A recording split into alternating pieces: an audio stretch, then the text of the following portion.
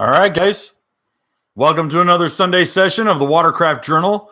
I am Kevin Shaw, editor-in-chief of the magazine and host of the Watercraft Journal live sessions as well as our reviews. We got a little bit of news. I'm just writing down some notes, have some announcements going on. Hopefully everyone is having a good weekend. Spring break is like a week away or 2 weeks away for some schools. So, hey, we're looking at a lot of people getting out on the water. Even if it's a little chilly up in the northern states, we are seeing a lot of folks ready to go out and hit the water. They are sick and tired of being locked in the house. And so, the ice is melting on the lakes. The snow's gone in most places. So, again, we're seeing a lot of people who are jumping on getting their skis ready, getting the right equipment, getting some just getting everything squared away, some plans in place for their rides for the season. We're going to have a review on the Slippery brand Breaker Life Vest. That'll be coming out this week. We also have an announcement coming out tonight at midnight on the Watercraft Journal. That's watercraftjournal.com. If you don't already subscribe, please do. It is free. There's no passwords. There's no downloads. There's no app that you have to upload to your phone. It is simply entirely free to you by all means. And at Watercraft Journal, we publish articles Monday through Friday every day. And these articles are written by some of the best people in the industry. And we put a lot of time and effort into making sure that these are right. And in addition to product reviews, we do a lot of news coverage, event coverage, race coverage. But the big thing tonight is that we're cutting $50 off the price of the long hauler auxiliary fuel system kit. All right, that is the 12. Technically, it's 12-gallon legally fuel cell that goes on the back of your personal watercraft, 4-stroke watercraft that naturally siphons from the pickup in the fuel tank in the back and is plumbed through the vent line into your factory fuel system on your skis. So there's no cutting, there's no drilling, there's no permanent modification to your skis, and you add 12 gallons of fuel capacity to your ski. Believe it or not, you can squeak in about 13.6 gallons of gas in there because it is a vented gas cap in the vented system. The U.S. Coast Guard rates that gas can or gas tank, rates the gas tank for 12 gallons. But when you fill up 12 gallons, you're going to see that much room, and you're going to be like, dude, I can put way more gas in here. And when you top it off and burp it and shake all the air out of that tank, you can get easily 13 and a half gallons in there. So 13 and a half gallons on a 20-gallon Cowie or an 18 and a half gallon Sea-Doo or your pre-2012 Sea-Doo. I said, guys, I misspoke. So it's 13 and a half gallons to a 20-gallon Kawasaki 4-stroke, an 18 and a half gallon Yamaha Wave Runner, or a pre-2012, so that would be 15.8 gallon Sea-Doo. In 2012, Sea-Doo modified the fuel pickup system on those skis, and the only way for our system to work would be to radically change some major components in either the fuel neck or in the fuel pickup system.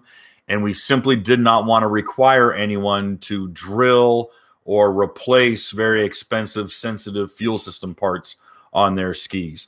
So for that reason, that's why we don't offer anything for Sea-Doo post 2012. I know that sucks. A lot of guys have newer Sea-Doos, the 300 series. But that is, quite frankly, what our constraints, once you start modifying, once we make it, were we to make a system that required people to change their fuel system, we would be totally liable for any accidents. And there's guys out there who really shouldn't be even turning a screwdriver. So we really could not make ourselves liable for a lot of the mistakes that people can make. This system is so easy to install and take off. It is 100% reversible. We did design this with the least mechanically minded people in mind. Anyhow, we brought the price down by $50. That shaves, for a lot of people, that shaves off basically the cost of shipping. Well, okay, so Yannick, you make a good question. All right, so you've got a modern Sea-Doo. What do I do? We do have a prototype link system or link rack for our system. It would simply mean that the options, and we've toyed with the idea of like, what are my options if I've got a new Sea-Doo and I don't want to drag, a 5-gallon jerry can from behind me and plop it in my lap and fill up the ski, because that is a pain in the butt. And a lot of people, that's why our system is so appealing, is that you're not dragging gas cans and, you have to stop and drag a gas can and fill it up. And doing that on the open ocean is a nightmare. So what we have we've toyed with a couple different options. We haven't sold these yet, but if some Sea-Doo people have hit me up and they're diehard, they really want it. So what I've suggested is actually a trip to Harbor Freight, and you can either get a self-contained electric inline fuel pump, so that the fuel line is there. You cap off the fuel line, and you have it coiled up on the back of the ski, and then you just unwrap a little Velcro strap that we would sell you, and you bring the fuel line up, and you put it in your filler neck, and you just flip the switch on the electric fuel pump, and you sit there, and you let it just pump the 13 gallons in. All right?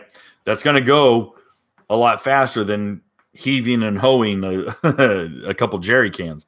The other way is far less effective, but the exact same principle, and that is one of the inline vacuum squeeze bladders.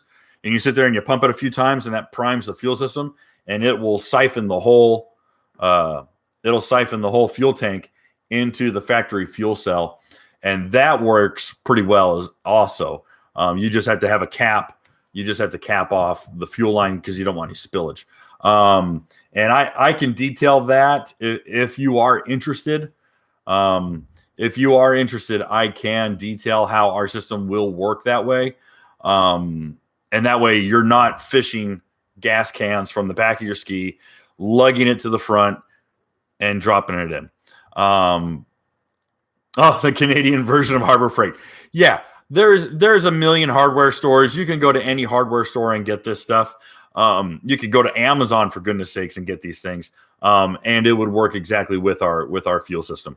So anyways, if you guys have more technical questions, feel free to ask. Feel free to ask here. I will happily answer them.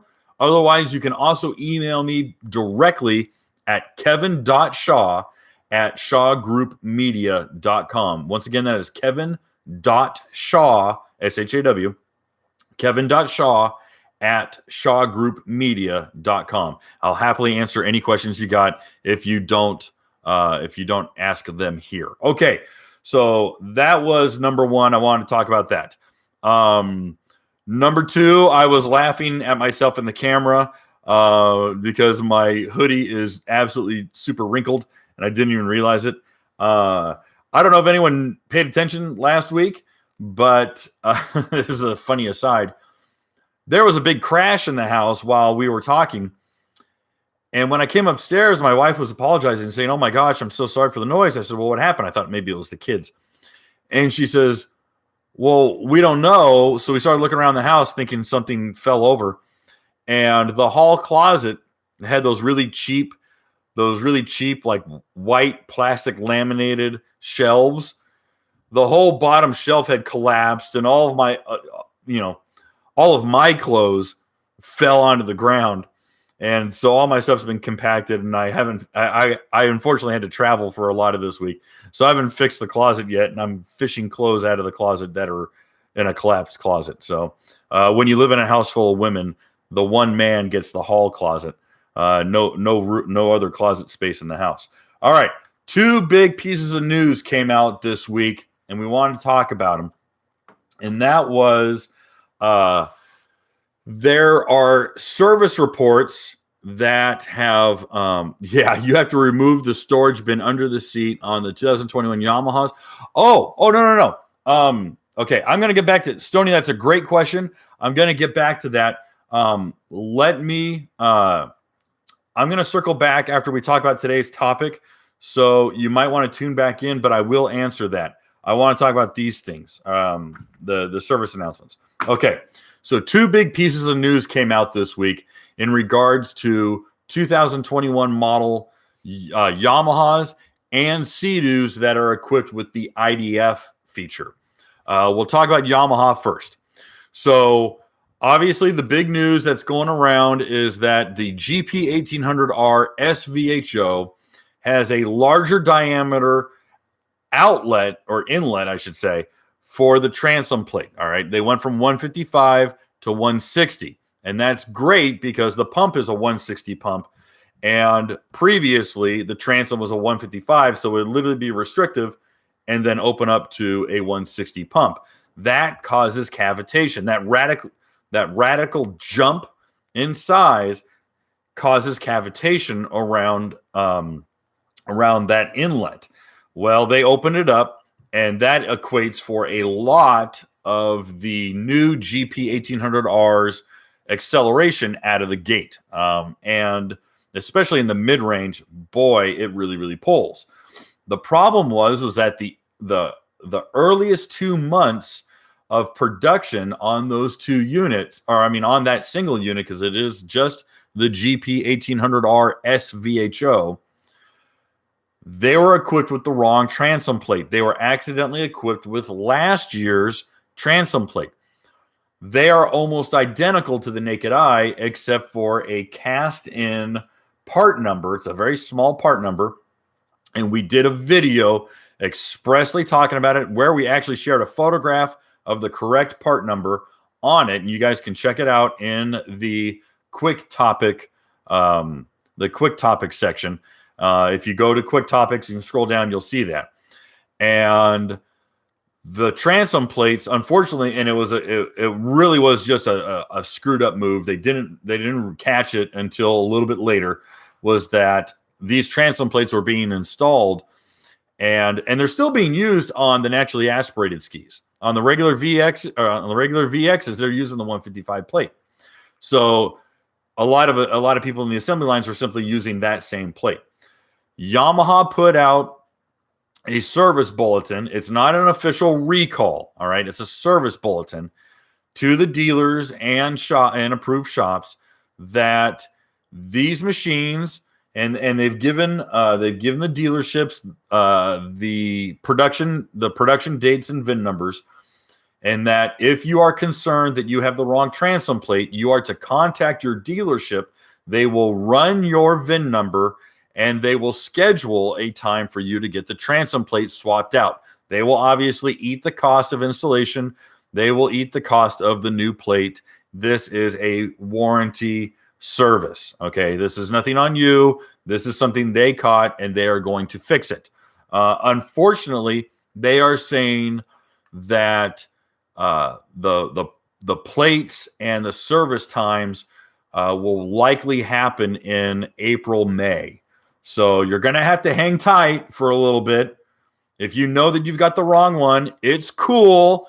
They're on the job. They're not denying you service. I think they're waiting for product. So check out the service record. It's everywhere. That service bulletin is all over the internet right now. We might share it in the community page on the YouTube channel. So we'll put that up so that you guys can see it. Not a lot of you guys have this ski, but we thought it'd be pertinent to share it. We're not going to do an article on the magazine, but I thought it would be good to share here on the YouTube channel. All right. So Yamaha has announced they're on top of it and they will be fixing it. Number 2 is Sea-Doo has acknowledged that a handful or maybe more, I'm downplaying it a little bit, but several, that's a fair word, several new 2021 units equipped with IDF. So it'd either be a GTX Limited 300 or a Fish Pro, that there was, oh, yes, it's very safe. There's nothing wrong with it. Oh, yeah, there's absolutely nothing wrong with the ski. It'll simply accelerate slightly slower than the right plate. And I mean, like, you wouldn't even notice. The people who notice, they're using GPSs or a V-Box or an accelerometer, and it's fractions of a second. Chris, please do not be concerned. You can ride it. You can ride it till you're worn out. I'm telling you. Rack up as many hours as you want. And it does, you know, they'll be like, wow, okay, you've been riding the piss out of this. Great, good for you, dude. Yeah, there's nothing mechanically wrong with it.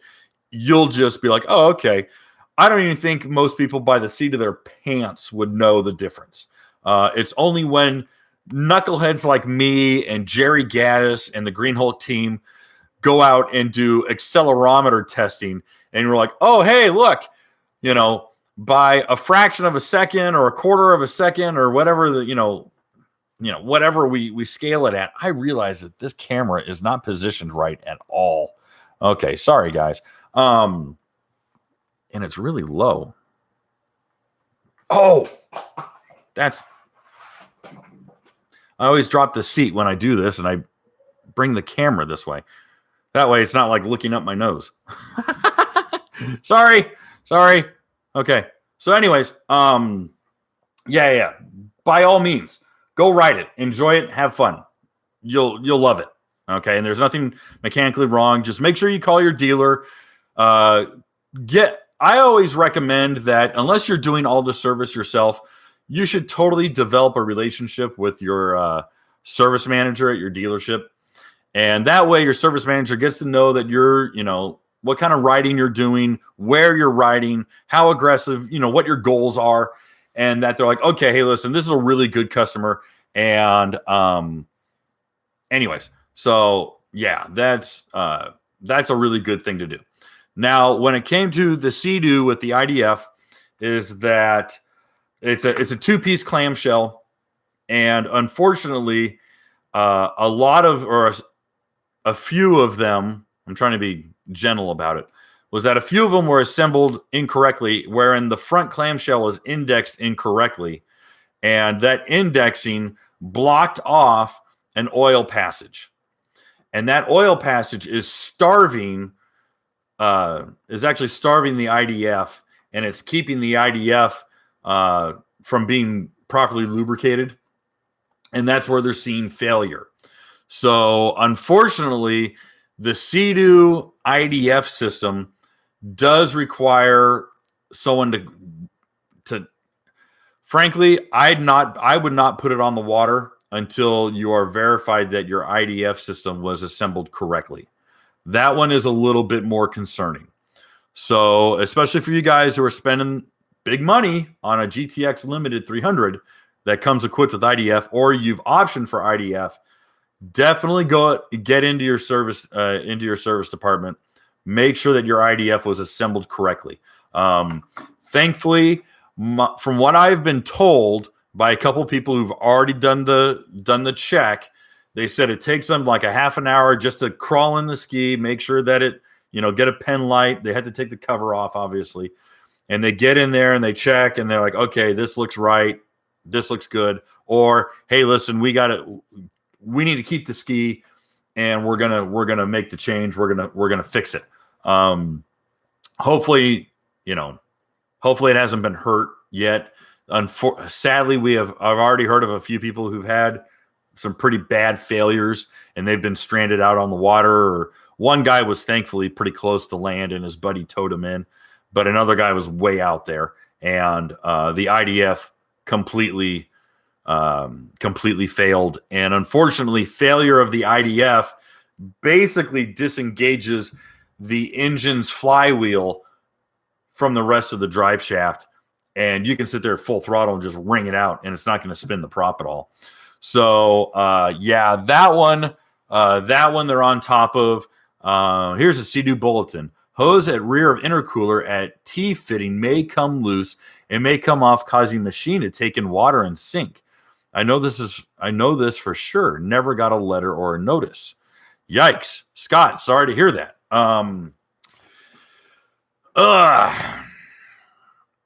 Yeah, I haven't seen that. I haven't seen anything on that. I'm sorry to hear it. That sucks. I'm glad it wasn't a carbon seal, but sinking is sinking. So that's a nightmare. But anyways, yeah, please, for you guys who are lined up to go get an IDF equipped Sea-Doo, definitely make sure that you get your hands on a copy of the service bulletin and that you talk to your service manager to make sure that you don't, that your IDF is in good shape.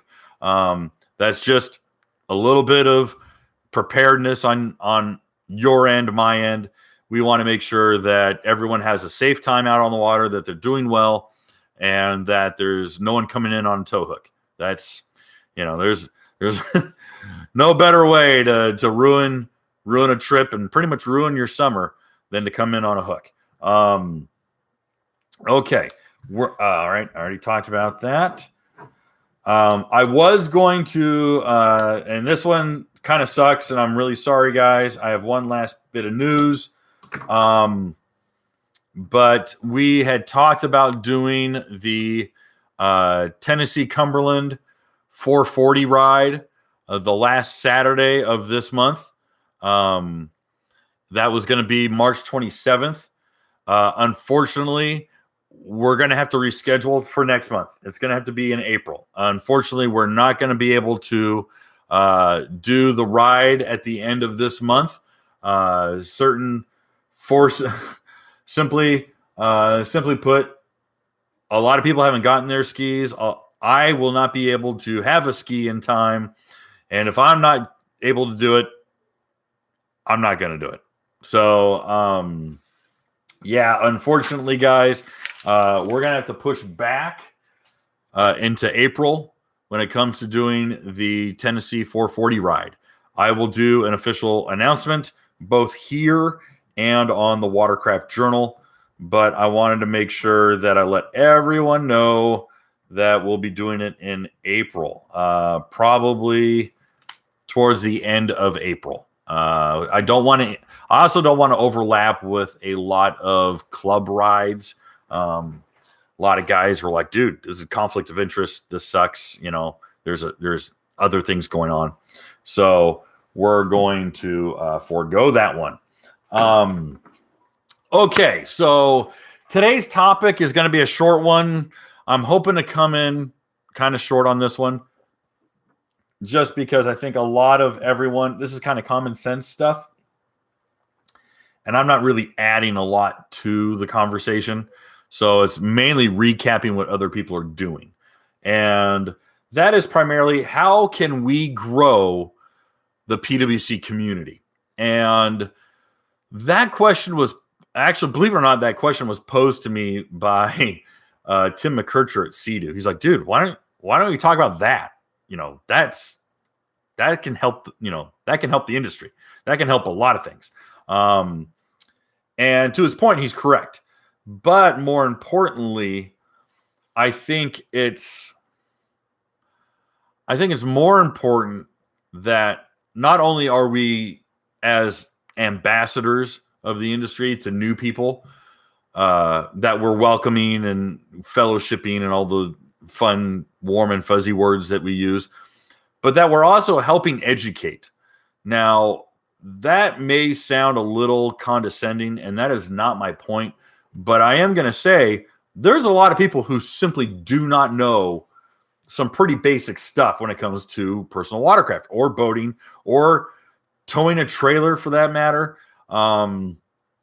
And we see a lot of people, honestly, make some really rookie mistakes And we don't respond well to that. We don't help, we hinder. And I'm guilty of it as well. And I'll get into details because that might sound a little vague. But I've said this before, is I have a nasty habit of being a smart aleck.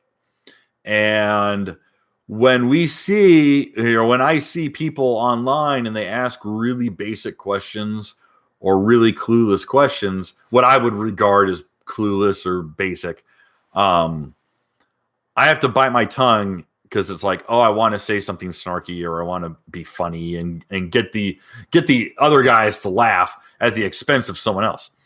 And that unfortunately doesn't, A, that makes me look like a jerk. B, it doesn't help that person who's got a legitimate question. And C, that person will be like, well, screw that noise. I'm not going to go back to this group. Most folks are going to go to social media. They're going to join a Yamaha group, or they're going to join a big, like the Florida Ski Rider group page or the Green Hulk page, or they're going to jump in because they're going to do a very basic search of Yamaha Wave Runner or Sea-Doo jet ski or Kawasaki jet ski, Sea-Doo, personal watercraft or whatever. And Facebook's algorithm will take them to these larger groups. It'll take them to the Watercraft Journal. It'll take them to Green Hulk. It'll take them to wherever. And so they'll join that group or they'll follow that group, and they'll come in and they go, hey, what do I do when I get to a dock? How do I tie up my ski to a dock? And people are like, with a rope. Well, that doesn't help. Obviously, the guy knows I need a rope, but he's thinking like, well, do I need little bumpers on the side? Do I need to tie it? I don't want to tie it to my handlebars. Is it safe to tie it to my handlebars? I don't have the little drop-in cleats, so what do I do? And they're asking a pretty basic question that we might knee-jerk and be like, dumbass, and we'll make a joke at their expense.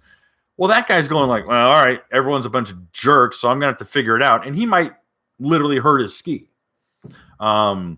We've seen a lot of fail pictures. We've seen a lot of fail videos. We've seen guys who've locked through dams and they've tied up to the ladder and not to the floats. And as the water drops, their ski's hanging by the handlebars or hanging by the perches, where they tied up off the ladder. And you're like, oh my gosh, that thing's going to fall. That thing's going to tear itself apart. Well, he didn't know. And there wasn't anyone there to teach them. And that kind of stuff, that kind of stuff sucks. And there's just new people who are new to jet skiing, new to boating, and they might be reaching out. Now, I've seen my share. We've seen a lot of them, guys, and they're everywhere. And we all you can laugh and be like, oh my gosh, wow, dude. But then there's also stuff you're like, you know what? I wouldn't expect anyone to have told you how to do that or how that works or XYZ. So while people come to me and go, hey, Kevin, how do I change my prop? Or, what goes into changing out the HydroTurf on my ski? Or, what I would consider pretty basic stuff is like, okay, well, start in one corner and peel up and then get some goo off or goo gone, wipe it down, let it sit for a minute or two, scrape off the goo. You're going to, put some elbow grease into it and put the new stuff down. Well, he doesn't know. He's like, do I need to get this? Do I need to get tools? Do I need to, they don't know. So I think it's really important that all of us pump the brakes a little bit. Just when we see a question or when we see a post and we go, oh, I want to jump on that guy. Oh, I want to make a joke. Oh, that guy's, wow, what a dingus. Pump the brakes and go, you know what? No one was there to teach him. Nobody was there to help him out. And instead of being the funny guy and making a jab, you could go, hey, dude, heads up. This is what I do. It's really easy. These are the tools I bring, or this is my, this is my pattern. However I do whatever I do, that might work out for you. Oh, thanks, man. I really appreciate it. Suddenly, he feels welcome in the chat group, or he feels welcome on the Facebook group, and he's got a good feeling because he's like, all right, not everyone's a bunch of smart aleck jerks, who are out to get me. I know it was a dumb question, but hey, what do I do? And so, thankfully, there's guys who have really extensive knowledge, and they are mechanically inclined, or they've just been around the block for a million times. And we have that experience, or we have that knowledge. And because of that, I think it's incumbent upon us to be more of an example, and to be more of a more of a welcome mat, more than a mean older brother. So again, that's really my number one thing is how you interact with people who are reaching out. That's number one. Okay. So that's going to be what you see on social media. All right. So number one is really how you behave on social media, how we behave on social media to people. I mean, you can make a joke and be like, hey, listen, I'm just busting your chops. I'm just giving you a hard time. But honestly, here's what I strongly suggest the following, blah, blah, blah, blah, blah. Or, hey, you know what? Next time I wouldn't do that. I would do this. Just these are the reasons why. Some people might not. I'll tell you. Here's a good example. My oldest daughter is very logical. She's just a sharp kid. And she never responds to mom or dad telling her, do this because I said so. And she always needs to know the why. And if you're able to go, okay, kid, listen, here's why you want to put all your stuff, here's why you want to keep your room clean, because you won't have to search around for something, or you won't lose anything. You'll know where you left your shoes. You know where you left, your Nintendo Switch, or instead of just throwing it on the bed, you put it on a certain place. And it's just basic parenting 101. And she goes, oh, okay, that makes sense. I won't lose anything. I won't have to search for something. Okay, I'll keep my room clean. Easy. So in the same sense, you might have to give someone an example as to why. Basic 101. Okay, so that was my first point, was social media. Number 2, clubs. All right. There are people who join a jet ski club or jet ski group not for the riding. They're not hardcore riders. They might not be athletic at all. They might just be dinglings. And you might be like, dude, I've seen the way you drive. I don't want to be on the water with you. Or vice versa. I've seen you on the water. I want to get out of the parking lot before this guy gets in his car, because I spent the whole day with this dude riding. Get me out of here. All right. But a lot of people join the clubs just to be social. They do it just because they want to interact with people. And especially with how COVID has gone, and people have been on house arrest for so long, and you're trapped behind these stupid masks and all this crap. They want it. They want interaction, and they want to socialize. And so the more hardcore of us who are like, dude, I want to go out there and I want to be pinned. I want to ride hard. I want to do this. You're going to find 10 or 12 other people who are like, I'm with Kevin. Let's go. Let's just nail it. And let's just go, explore, do our own ride on our own, and you'll peel off and do your thing. There's other people who are like, I just want to go 35 miles an hour. Stop. We're going to, Jason, thank you. Thank you very much for the super chat, Jason. Have you donated before? If you haven't, please email me, because we've got stickers for our super chat donators. So anyone who donates to super chat, I've got a whole big stack of UV resistant Watercraft Journal decals. They go on your ski, they go on your truck, they go on your trailer, they go anywhere. Yeah, if your girl's talking too much, you could do this. They work. They're really good. So check it out. Okay. So I got a big stack of them. So anyone who wants to donate to Super Chat, you're going to get you're going to get 2 stickers. All right. Just email me your mailing address at kevin.shaw@Shaw Group Media, and we'll send these out. Okay. So the club scene, the club scene is primarily social. And a lot of people are there to make friends, and they're there to make memories. And that might not be why you're there. You might be there because you want to meet up with some other guys who want to haul butt and go quick, and you're going to be kind of put off by all of the snowbirds and the looky-loos and the pit putters. I'll give you a good example. Well, no, let me circle back to that. So anyways, groups and communities are fantastic. Now, someone might take the initiative and they might reach out and go, oh, hey, Florida ski riders, or like Adam Williams at Broward just did his Florida Keys ride. And he just puts posts out on Broward Motorsports and Broward Racing and all over Facebook. So someone who doesn't know Adam from Adam, doesn't know who Adam Williams is, doesn't know who any of the people who are going to go on this ride, but they might have bought their brand new ski that they've never owned. This is their first time buying one from Broward. They go, oh, well, that sounds like a lot of fun. Maybe I'll take my wife out, or I'll take my kid out with me. So they go out for the first time, and the Broward team's there, and Adam's there, and all those guys are there, and they're experienced, they're weathered, they got their stuff dialed. Well, this guy comes out and he's fumbling and he's falling over his Spark or his VX or whatever he's got, and he's launching it too shallow, or he's backed the trailer in too deep and his truck's dunked in the water, whatever it might be. Rather than, dogging the guy at the launch ramp, be like, hey, dude, do you need a hand? Why don't you jump on the ski and I'll back your truck in?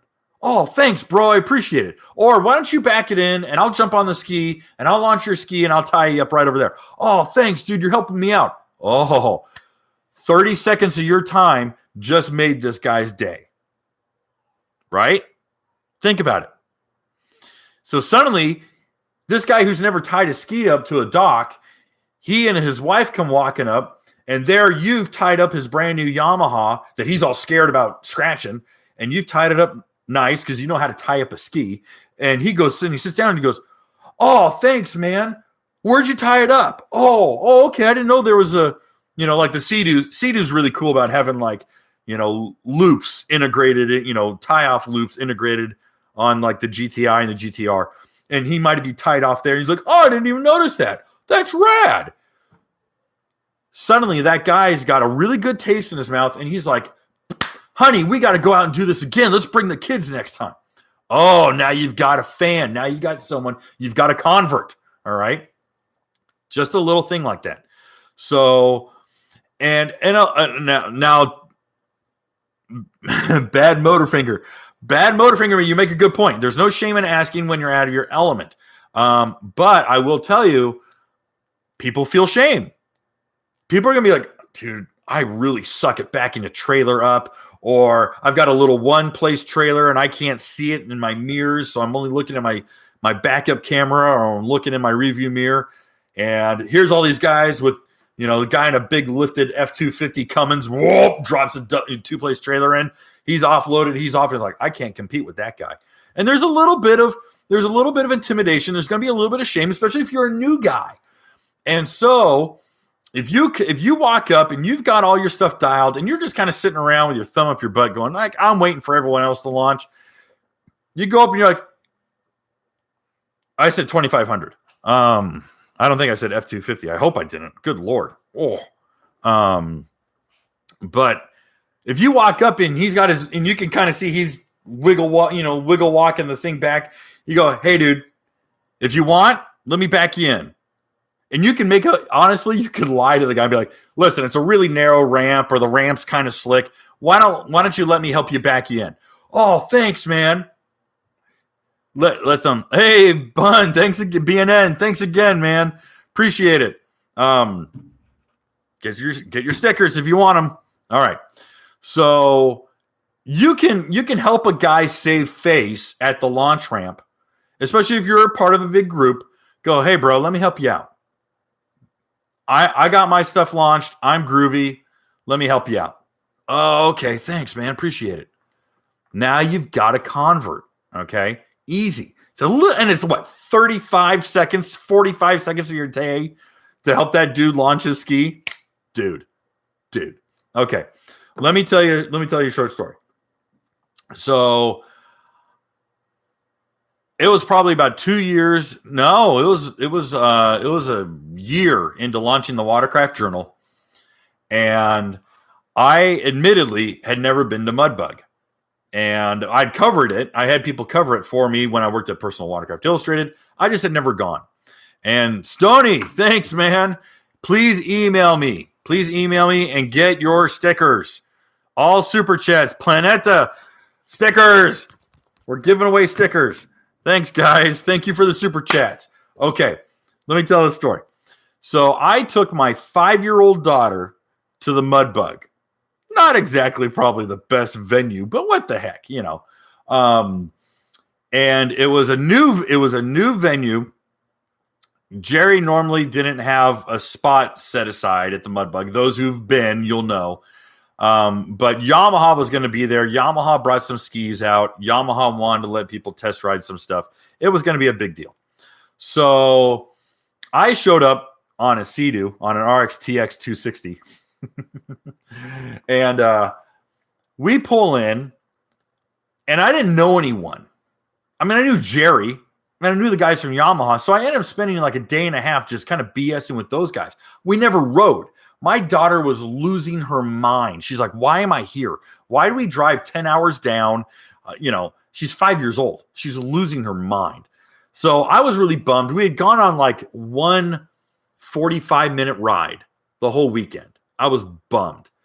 So Saturday afternoon, she's like, Dad, I want to go back to the hotel. I want to go swim in the swimming pool. I don't want to swim in the lake.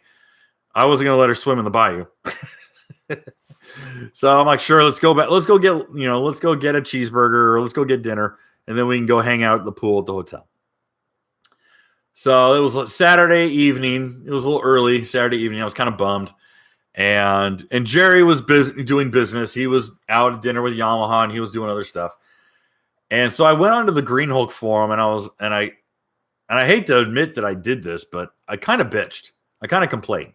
And I was like, I'm kind of bummed. I thought there was more it's not really organized, and I didn't really know what was going on, and we haven't ridden this whole weekend, and I'm kind of bummed. And first, people were like, dude, there's no organization to this. It's just fly by the seat of your pants. Everyone does their own thing. You shut your mouth. I'm like, okay, fine. I'll be quiet. But then a couple guys immediately were like, Kevin, how long are you staying? I said, well, we were going to check out. I had the hotel till Monday morning, but we're going to leave Sunday because there's nothing going on. And one guy, older fella, named his tag name was Skippy. And Skip pops in and he goes, dude, I'm telling you right now, that's BS. We're going to put together a ride. We're going to have some fun. And I was like, oh, okay. And all of a sudden that thread blew up and all my phone started going nuts and my email started going nuts. And this guy started rallying the troops. Everyone who was in town going, hey, Kevin Shaw, this magazine, he's here with his little girl. They want to do a ride tomorrow. Who wants to go ride?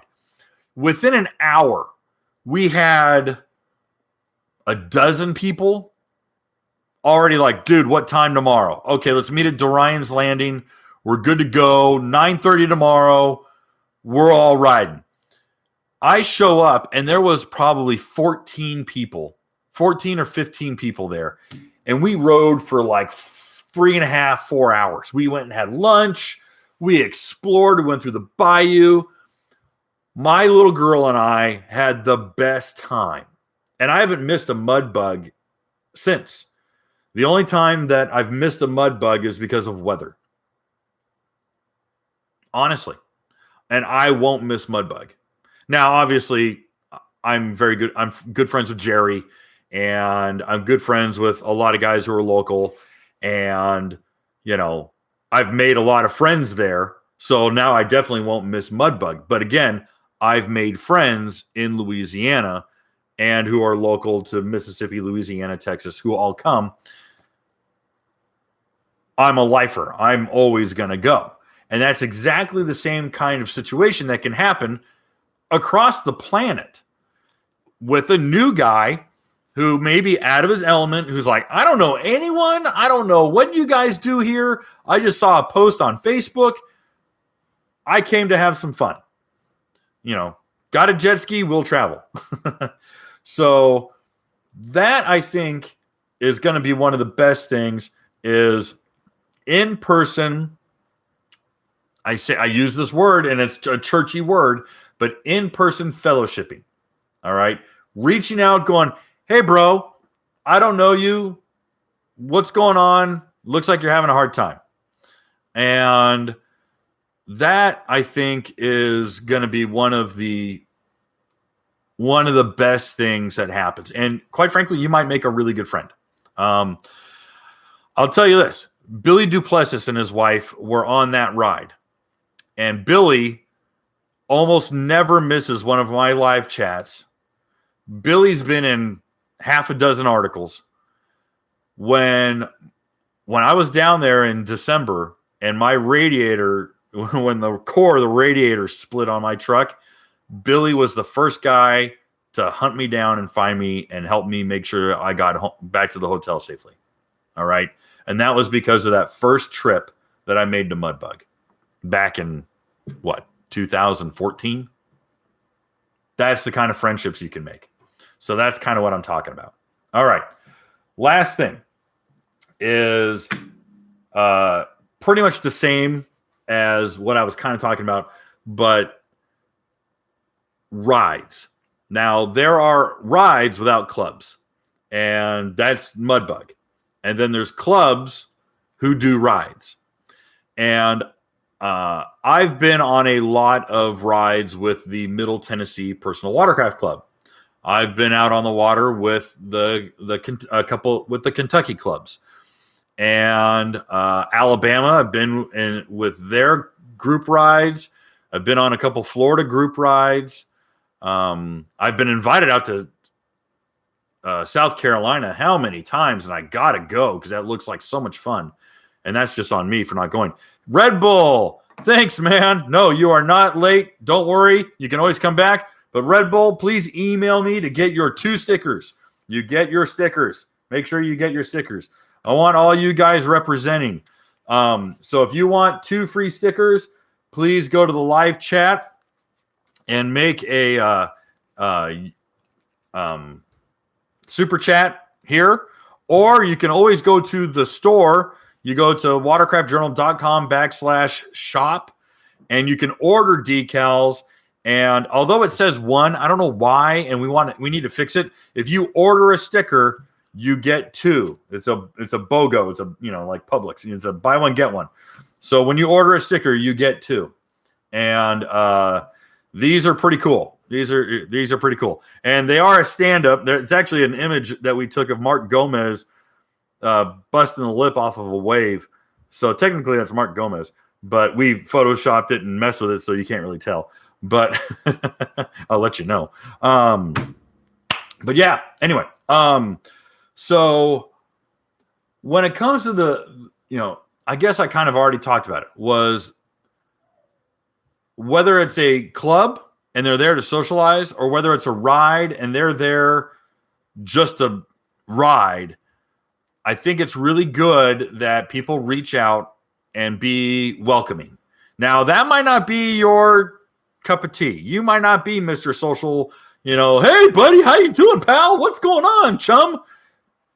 I'm not asking you to do that, okay? You could be Clint Eastwood on Hang 'em High and say 5 lines the whole movie. I mean, I'm telling you. All right. Portavoz. Please email me and get your stickers. We want to make sure you get your stickers. Brian Sawyer, boy, we are giving away stickers tonight. Holy cow. Thank you, guys. I'm going to have to break into a new box. All right. This is awesome. Guys, please make sure to email me. I want to make sure that everyone gets their stickers. Anyway, The big push with this whole thing is to make. Well, okay, let me back up. I'm trying. Me falta acento. No tengo acento para nada. But I will say this, and oh shoot, I kind of lost. Well, I don't need to talk about that. But I will tell you guys that. Oh, I know what I was going to say. Sorry, lost my train of thought. Okay, for the last. Oh, I want to say the last 3 years. Right now, new first-time buyer Watercraft sales have been the majority. 4 years in a row. It's been, I think last year was 53%. Getting old, Kevin. Yeah. Yeah. Red Bull's right. I had my Biden moment. Why am I here? What am I doing? Where's my soup? Anyway. Yeah. 53% or 54% of personal Watercraft sales last year were to first-time riders. First-time buyers. Excuse me. First-time buyers. All right. That's crazy. That's a lot of novices going out on the water, honestly.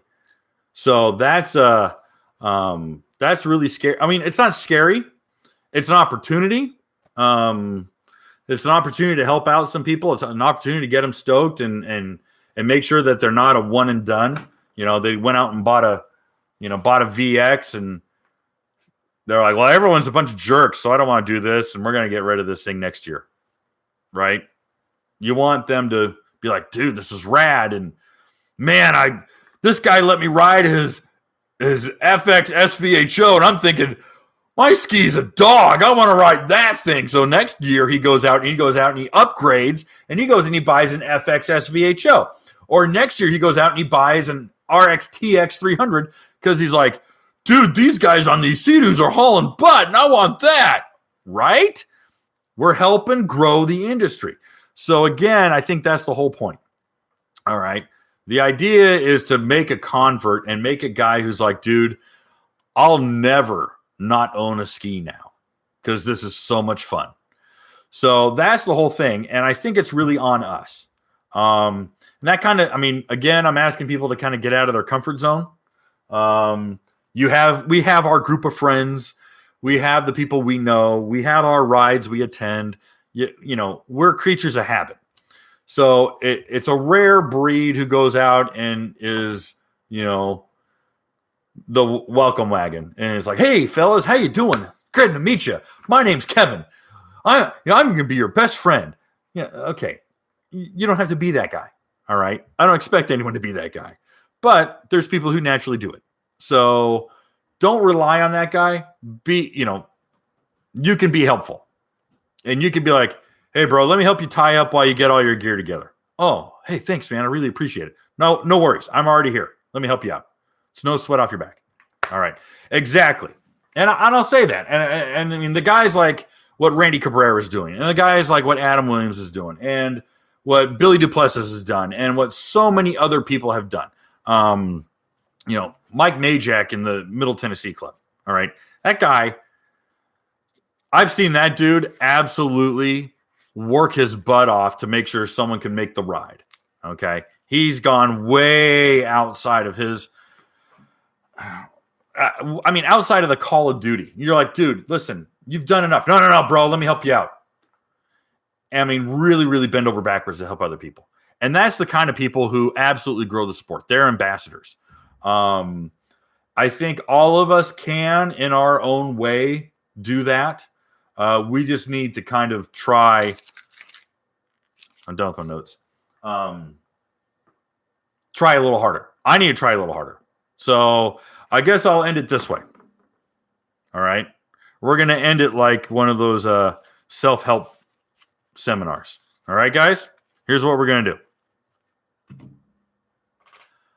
I promise that I will work harder at being nicer to people online, and that I'm going to help out. I'm going to do one good deed. Here's my Boy Scout. I'm going to do one good deed for someone that I don't know at the next ride that I attend.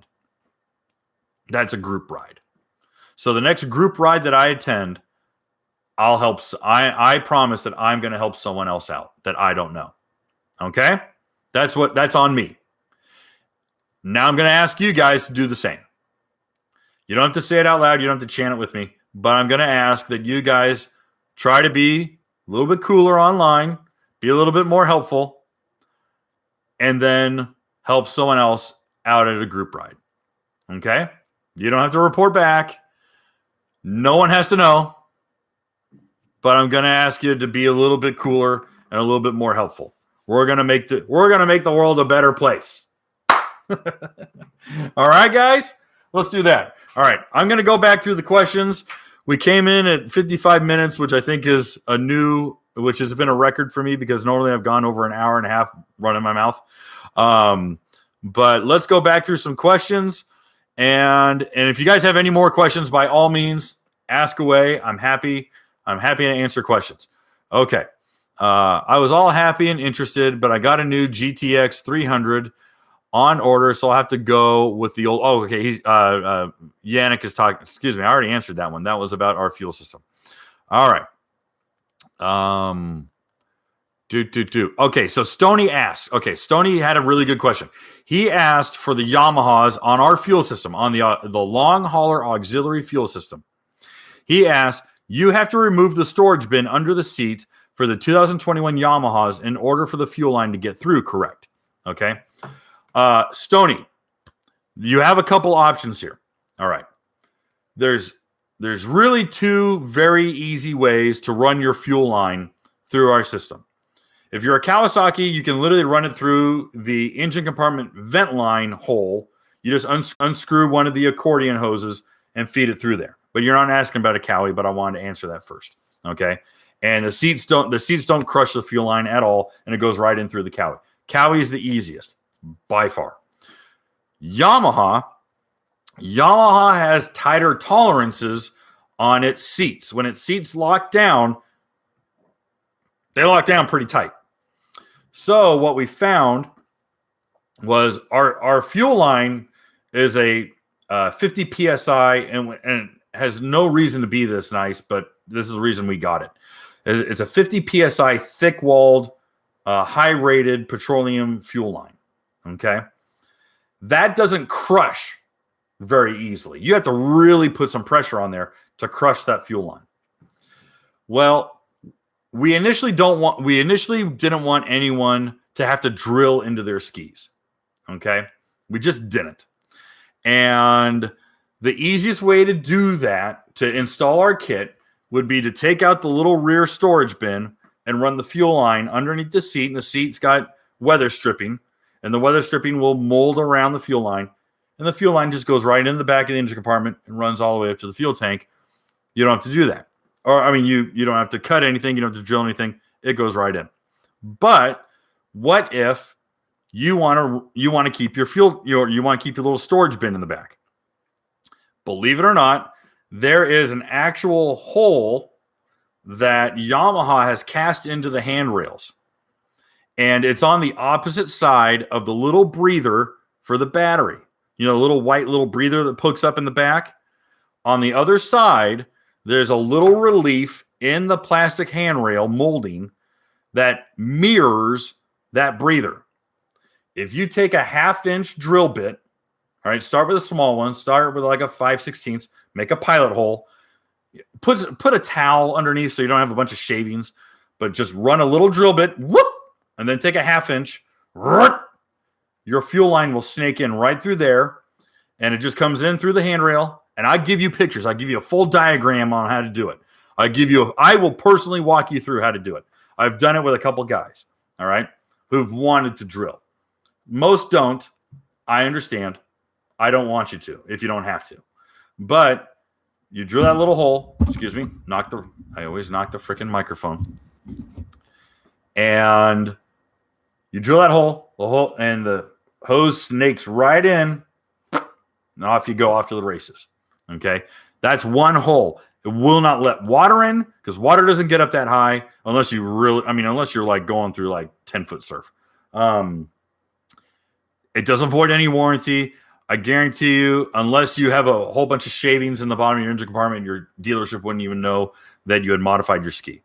So I give you full diagrams and full photographs. You can do either. All right. But that is the only permanent modification that we suggest. All right.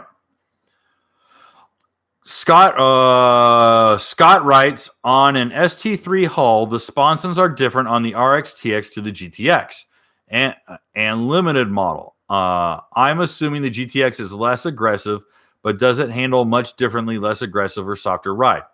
Hull to hull, it's identical.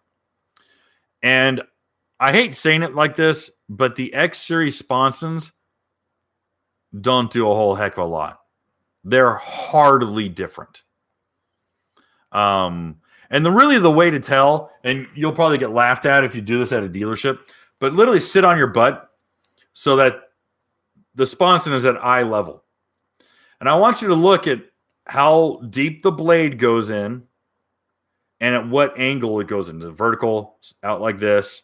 And on the flat edge of the sponson, I want you to look at the angle or the approach of the sponson and the blade.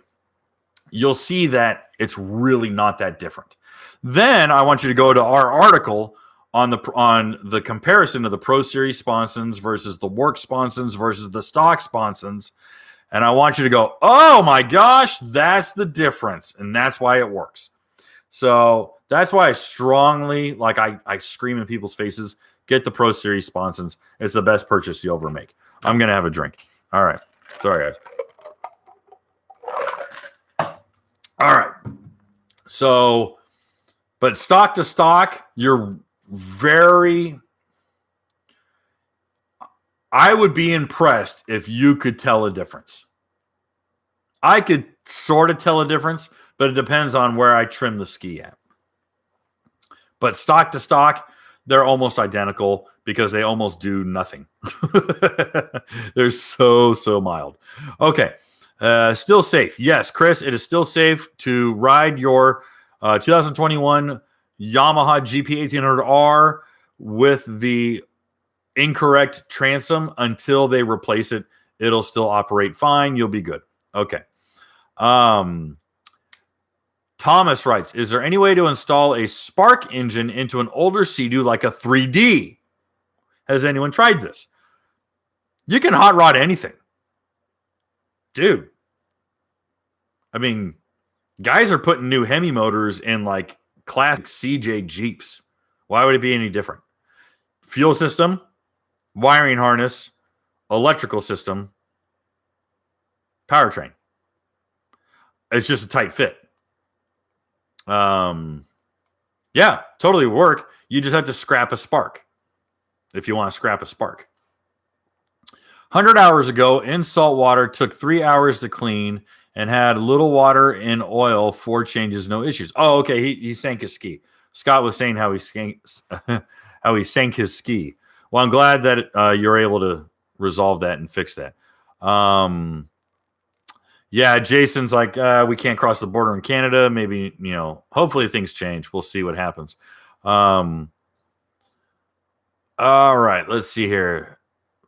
Me. Okay, so Manny writes, I'm new to the pack. Well, Manny, welcome to the Watercraft Journal. Thanks for watching. Hopefully today is a good topic and that you're able to attend some rides. And please don't feel intimidated. There's going to be guys there who are happy to help you out. All right. It'd be great to create some basic videos for your channel. Changing oil, keeping operating costs lower, reviewing different kinds of docks. Oh, like floating docks? Let's see here. Oh, David's still going. I want to start a local ski club. Just bought my first ski in STX 160. Hope don't overgrow it too soon. The STX, I really like the STX. We're doing a long-term review because I had one for a year, and they're identical, 2020 to 21. And I really enjoyed it. I put a lot of miles on, or a lot of miles, not so many hours, but I did put a lot of hours on it, or a lot of miles on it. Everything's got its warts. I really like the previous STX. But I understand the changes and why they made the changes, and they're good changes for the most part. The glove box leaves much to be desired. You can't even stick a wallet in there. I mean, it's just goofy. And the glove box door is kind of wonky too. I'm glad they fixed the hood, but when they changed the deck of the ski, it altered the weight distribution, and so the center of gravity is a lot higher, so it actually makes the ski a little tippier than the previous generation. So but yeah, we've got some we have some serviceable content, like how to do oil changes and other things like that. But David, I am going to tell you, the really basic service stuff is there's nothing that I can do any better than the guys at 3 Feet Deep. 3 Feet Deep up in Canada do some of the best video. It's very quick. It's like a 2-minute video. There's boom, boom, boom, knock it out, and it's the best. I use it. It's the best. They're great, and I believe they're certified techs. So please check out 3 Feet Deep, and it's 3FT Deep. Check them out. They're one of the best. So David, if you're looking for that really basic stuff, until we can produce it, I strongly recommend you check out 3 Feet Deep. Okay. Isaac writes, buying my first PWC this month, a GTI 130. Great. Welcome to the club, dude. Glad to have you.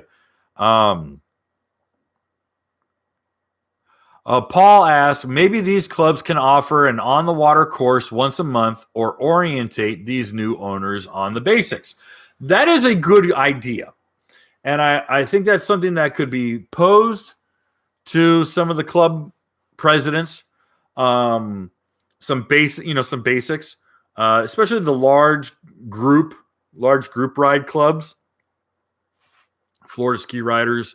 There's so many clubs in Florida. I can't believe it. But Florida, Randy's group with Florida Ski. I mean, they get 400 skis on a ride, which I think is suicide. I would never do that. I personally would never go out with 400 people ever. Like, Randy, you're a friend. I appreciate every invite, but God help you, I'm not going out on the water with 400 people at once. All right, that's going to be a washing machine, and I don't know who's drinking. I don't know who's doing what. Sorry, I don't trust anyone. I'd be way outside. I'd be a mile off the center of that group. I would be way, way away. I would be up in front and way out there. I'd be like, I wouldn't even touch anywhere near the middle of that. Okay. Trailer loading and unloading at ramp, shallow water, run aground, dead batteries, out of gas problems, large persons reboarding too. Oi. Yeah. Well, I mean, again, it's growing pains. It's cutting your teeth. It's learning how to do these things. And I think it's helpful when someone jumps in and goes, all right, bro, let me help you out. I can see you might need a hand. Let me help you out. Jake writes, as a Marine deputy, I see too many rookies not understand that PWCs don't turn if you don't give it throttle. Yeah, that's a 101 from back in the day. That's why Sea-Doo came up with the Opus system, and Kawasaki has a similar on-throttle system. So if you chop the throttle on a Cowie, all of a sudden it gives you a little bit of throttle, and you're like, what the hell is that? That's because they're expecting people to panic and be like, oh, stop and turn. And that's why it goes, woo, and tries to surge you out of the way. All right. Heard of the banana in the tailpipe? How about a bottle cap in the pump? A water bottle cap jammed in the prop to liner stopped an RX-PX from planing. You know what? I have to admit something. Just this last week, I took former HydroTurf owner Arno Albrecht out on the lake that I live on, and we were out for less than 10 minutes, and he sucked up some driftwood, and we could not. We got the thing up on a ramp. We got it on my trailer, dragged it off. I was in there looking around. We could not find any obstruction in the wear ring, in the prop, in the shaft. I'm like, let me take it back on the water. Still cavitating, still won't go over 35 miles an hour. I'm like, we're done. Day's over. So we took the skis home, back to my house, got them in the backyard next to the garage, got some tools out.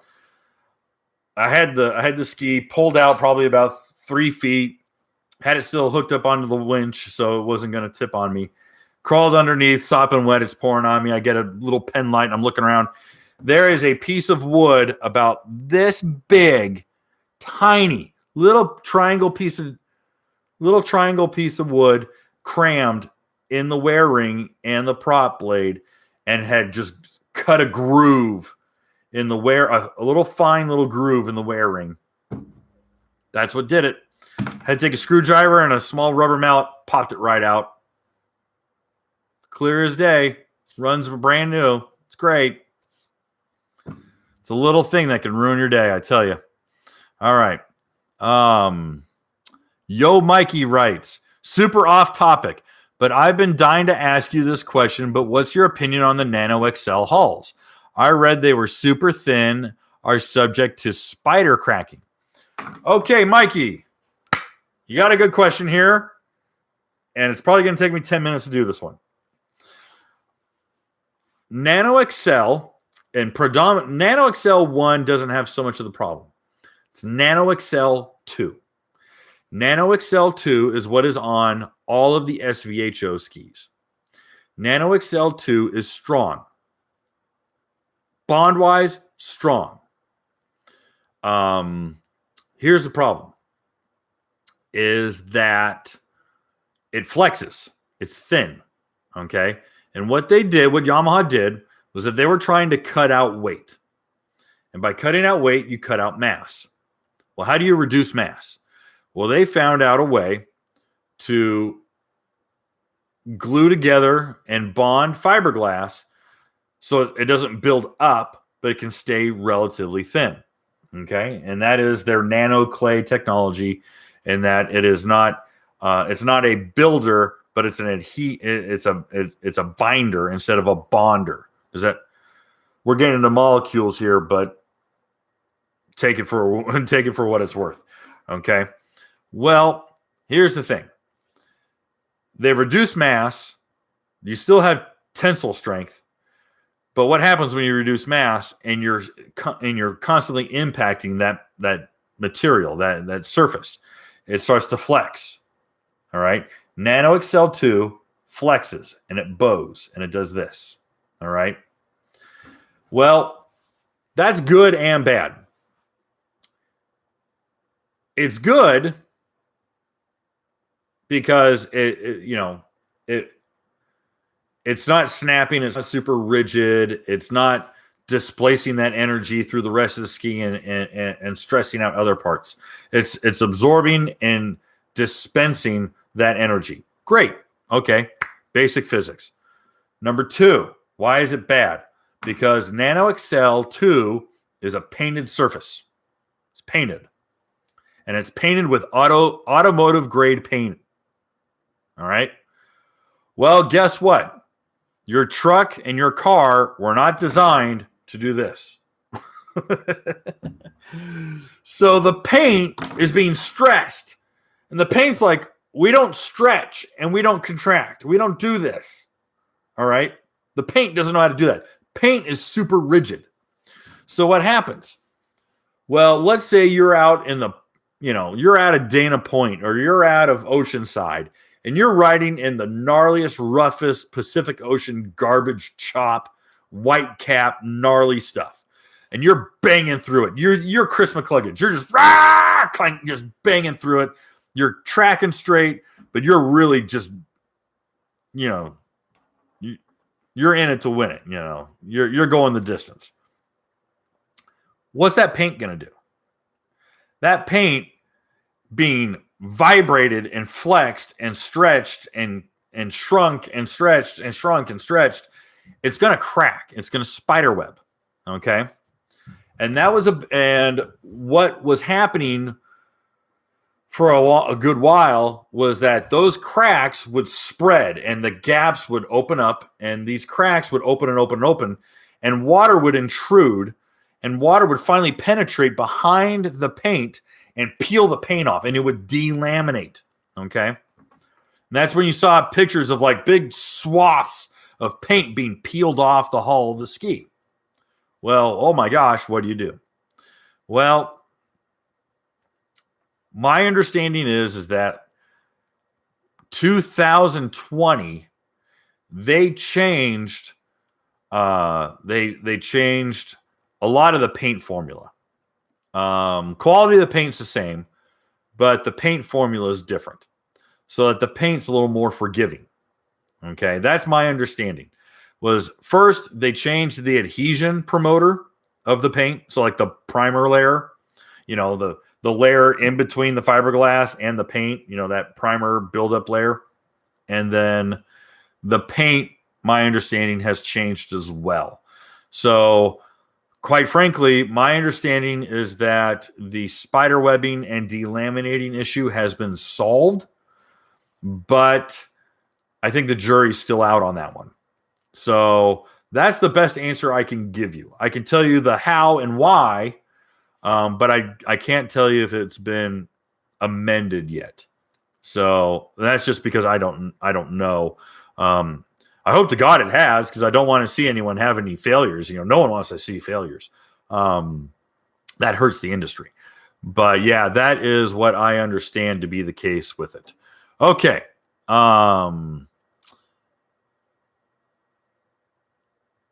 Joshua writes, it's kind of a bummer being where skis aren't as popular.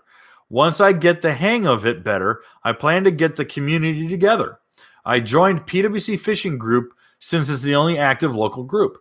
Well, the neat thing is, and we were always joking about this, was that even if the fish aren't biting, you're still on a jet ski, so go out and have some fun. If the fishing sucks, you can still have some fun. So there's an easy way, Joshua, to segue the fishing group into a fun ride. You can be like, hey guys, I don't really want to go fishing this weekend, but let's go on an adventure ride. Okay, sounds cool. Let's go do that. Not a lot of people would be like, screw that. I just want to sit on my ski that I bought, and I don't want to ride my Fish Pro. I just want to sit on it. There's not a lot of people who want to do that. So I think you're in good shape, Joshua. I think you'll be able to get people to ride if you just kind of honestly ask. If you just go, hey guys, let's just do a fun ride. Oh, okay, sounds cool. Let's do it. John Kelly writes, bought a Sea-Doo Wake 170 last year, live in Chicago, and couldn't find any clubs. Crazy huge boating community. Yeah, there's lots of, I'm really surprised that you didn't find anyone. I think you need to go into like a general group like Green Hulk and just kind of throw some bait out and go, hey, I live in Chicago. Does anyone want to ride? Who's around here who's got a ski who wants to ride? So that I think would be a really good, that's low-hanging fruit. That's the easiest thing to do. Oliver writes, we skipped ahead. Crap. Oh, I totally lost my place. Totally lost my place. All right.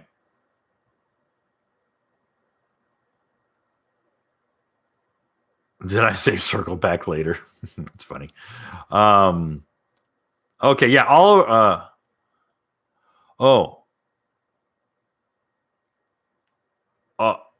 Yeah. Oliver writes, I'm a first-time buyer. Well, welcome. I'm glad you're watching. Thank you for watching. Okay. I did skip over someone's good question here. I did. Someone wrote, are there any good clubs in New Jersey? Yeah, there's actually quite a few.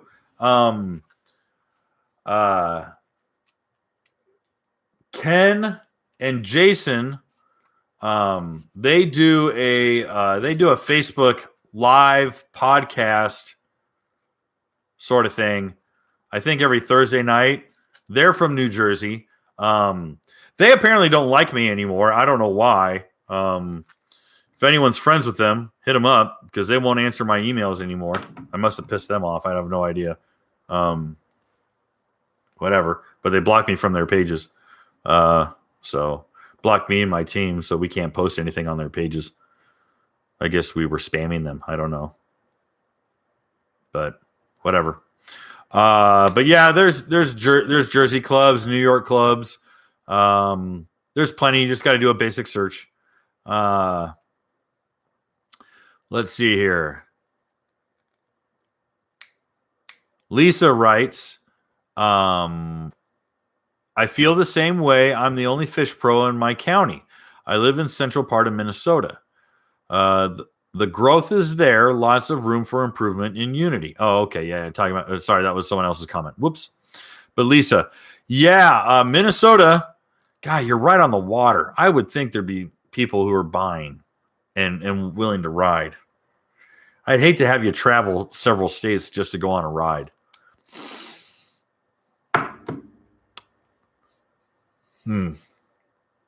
Yeah, I don't know. Yeah, guys, you got to go to a generic group, like a Green Hulk Facebook group.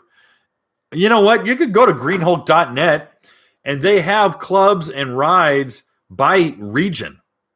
So join greenhulk.net, which is the biggest forum in the industry, biggest forum in the world for personal watercraft, and look up your region.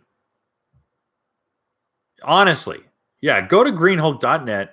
It's still where hundreds of thousands of people go every freaking day. And go to region, go to rides, or go to clubs or events, because there is a regional section, and they will have the U.S. and actually they'll have the world. Guys, they'll have pretty much the whole world broken up, and it's all there by region. All right. Okay. I'm already a nice guy. Sheesh. Model citizen, zero discipline. Red Bull writes, intermediate bearing on the Yamaha. Does it grease the bearing? Okay. The intermediate bearing, there is a little Zerk fitting. And in order to grease that bearing, you have to move the electrical box. There's 4 screws, and it just literally pulls out of the way, and you can grease it. Now, interestingly enough, no joke, this morning I saw a really cool short, I think it was like 6-minute video. A guy makes a small kit that plumbs the intermediate bearing all the way up to the top of that bulkhead fitting, so that you can sit there with a grease gun and grease that bearing from the top of the bulkhead. It's actually it was a really cool little thing.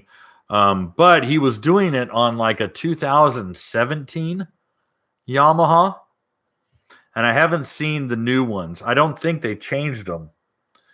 But I've never had to grease them. Of course, I've never had a ski long enough that, I never put on 100 hours on a ski that I'm like, okay, unfortunately, I rotate through skis so fast, guys. I really do rotate through skis. If I get 20 to 30 hours on a ski, that's a hell of a year. Because honestly, I just test so many skis. So that might be something to check into. But it's on YouTube. I might put up the link at the bottom. Yeah, let me put the link up at the bottom, because I think that'd be a really good resource for you. All right. How about some greater than stickers for our skis? No, because I want to sell you a shirt. Buy the shirt. All right. Hey, Kevin, I tagged you on Facebook, but didn't hear back. Could you share the patent number of the Z-bar on your auxiliary fuel tank kit? No, patent pending. So no. Why do you need the patent number? Are you going to steal my product? Is that what the plan is? I don't understand. Yeah, we have a patent pending. It's expensive. So sorry. All right. Best ski for a beginner at $10,000. I put a deposit on an STX 160. I'm one of the new buyers. Was between an entry-level ski and a GP 1800 SVHO for 16.8. Ooh, 6'3", 250 pounds. Don't want to outgrow it too fast. You're already too big for the STX. Sorry. VX non-cruiser. Well, a VX HO would be great. Good fit, but that's also a couple grand more than 10. I think it's like just shy of $13,000. But that would be a really good entry. Yeah, I would do that. You know what? The GTI 170 is great, but that's over budget as well. It's just $3,000 over your $10,000. $10,000 is tough, especially for new. You're going to be in the Spark EX territory. So I don't know what to tell you. All right. Hey, there's Billy. No, I was already talking about you. Your ears must have been burning. All right. 400 humans on water. No, thank you. That sounds tough. What do you think? Should I reinforce the 2019 GPR 1800 Stage 1 hull and integrate? Yes. Yes. Is it possible to do without the engine? Without the engine? You don't have to take it. You don't have to take out the engine. You're not reinforcing the hull. You're reinforcing the pump. And the reason you're reinforcing the pump is because the integrate will quite literally rip out. If you're going that fast, you're going 83 miles an hour, 84 miles an hour, you're going to rip the integrate will literally start to stress the hull to the point that it'll start to crack, and people have literally ripped them out. That's why in 2020 they changed. They changed and reinforced. They didn't really reinforce it. They just quit cutting out the extra material, and they just put a plate on there, and so it's a better mounting process. I think Greenhulk's Performance Store. They sell the reinforcement like little cage. Oh no, he's got a tutorial. We published a tutorial on Watercraft Journal. Watercraftjournal.com. Pump tunnel reinforcement. Do the whole article. They'll teach you how to do it. All right. Hi, let's see here. Rashid writes, regarding the new GTX Limited, how can I check if it's assembled properly? I don't know. Your dealer will know. I don't know. Is it possible to park the PWC on a floating dock without getting the hull scratched? It depends on the type of rollers that are on if the floating dock has rollers. There's a few that are really soft and really forgiving. There's some that aren't, and I don't know the different brand names. I do know that the thinner the wheel, with the softer the roller, it's the less contact surface, the better. The ones that have the really wide kind of urethane looking rollers, that's a lot of contact surface. But urethane is also a little more forgiving. It just depends.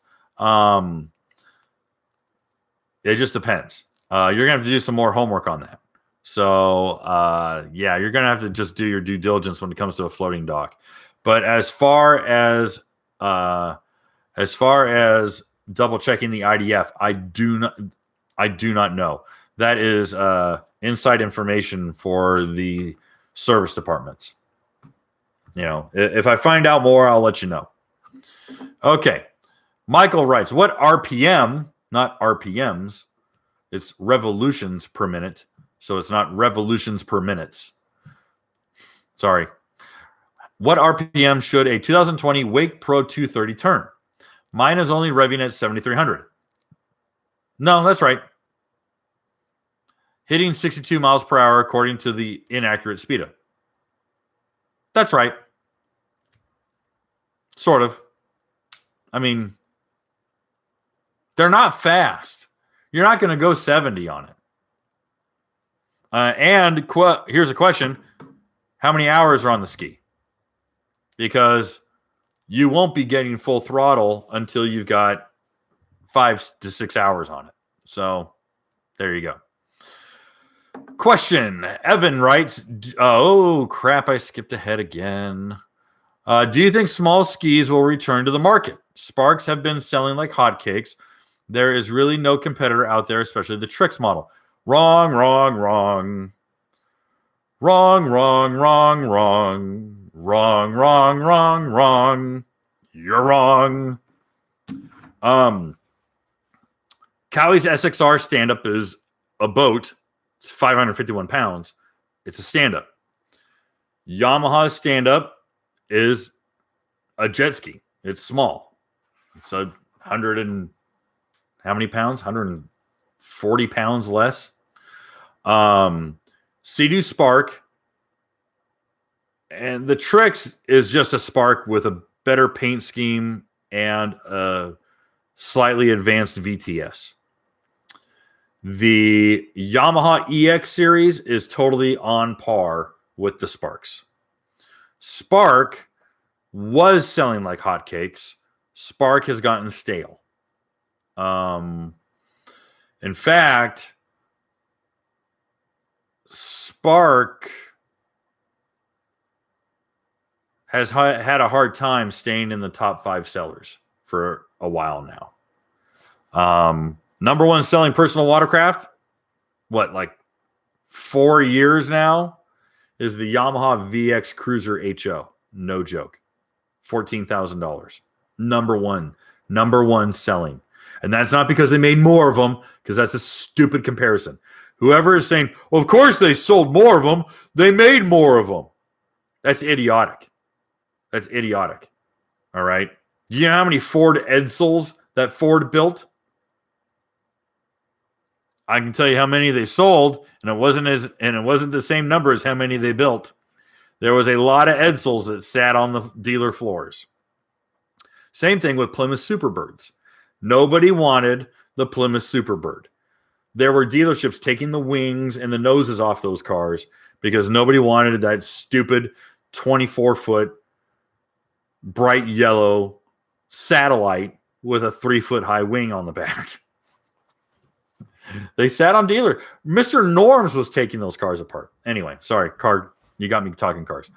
I would definitely turn you towards the Yamaha EXR. Yamaha EXR is the closest we're going to get to a Wave Blaster. Minimum 6 years. Minimum. And I know that for a fact. Sorry to be the bearer of bad news. But totally check out, Evan, totally check out the EXR. 110 horse, lightweight, absolute riot. If I had an EXR and a Trix lined up, you'd pull the drain plugs on the Trix. I'm telling you. The EXR is a freaking riot. Okay.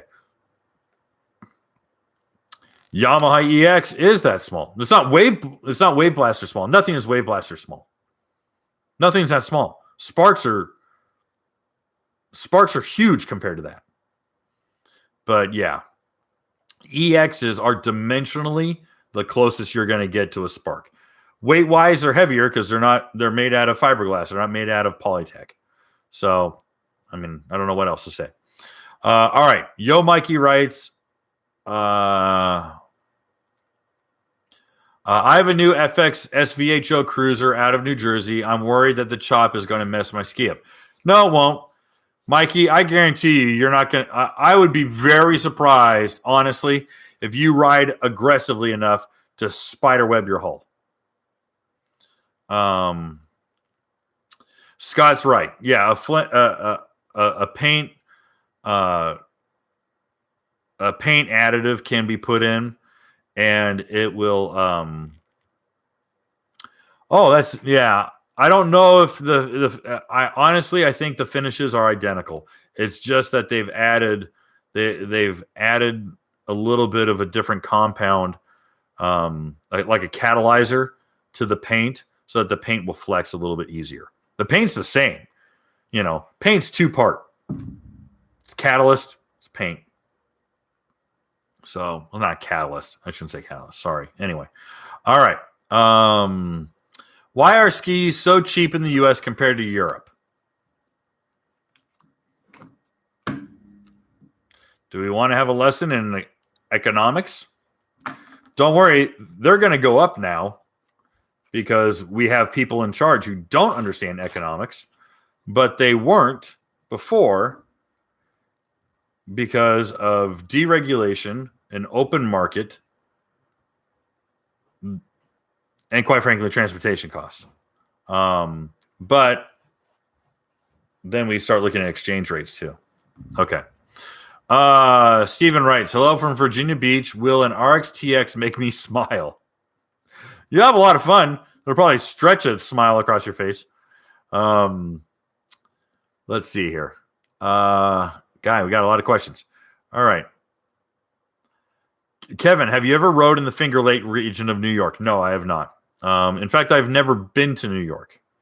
I flew into... No, that was New Jersey. That was Newark. The Newark airport. I am very proud to say I've never set foot in New York City, or in the state of New York. I shouldn't say proud. I'm being snarky. Sorry. Does adding a water box and free flow exhaust catch can void the warranty on a 2001 RXTX?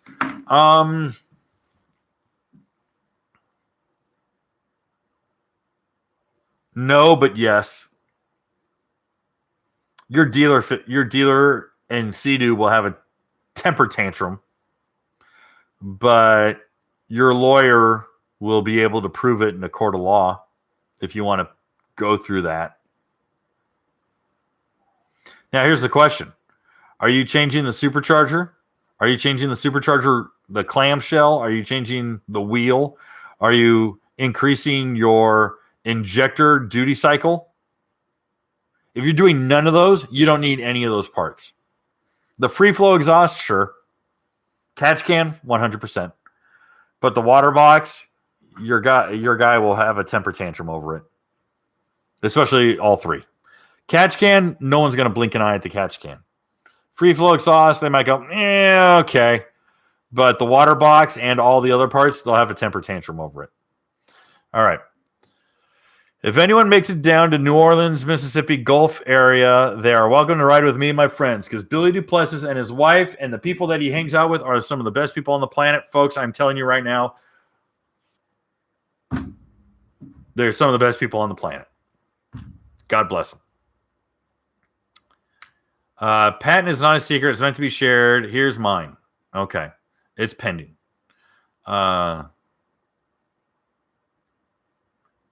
It does say, article states patented. It's not. Oh, Jesus. Okay. Moving on. Let's see here. I'd say you go use for a first ski. It's cheaper, and if you don't have to worry so much about wear and tear, you're going to beat up your first ski a bit. That's a good suggestion. I think a lot of people want the security of a dealership and a warranty. So that's why a lot of folks are going in and getting a new unit. All right, I think we're done.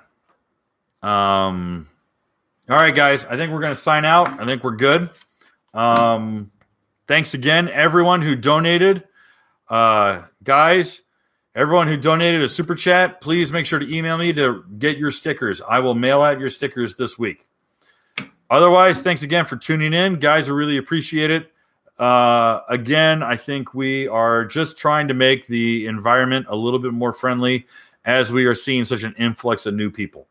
If we can kind of reach out and be a little bit cooler, I know it's tough because, boy, you get some whoppers, you get some really goofy ideas, but or really goofy questions. But again, want to thank everyone. And we are going to sign out for tonight. Guys, have a good week. We will talk soon. And if you have any questions or anything else you want to do, or if you have any more questions you want me to answer, you can always email me or write. I or my team go through every single question here on the YouTube channel because we don't want anyone not getting answered. So thanks again. Thank you, guys. Have a good night.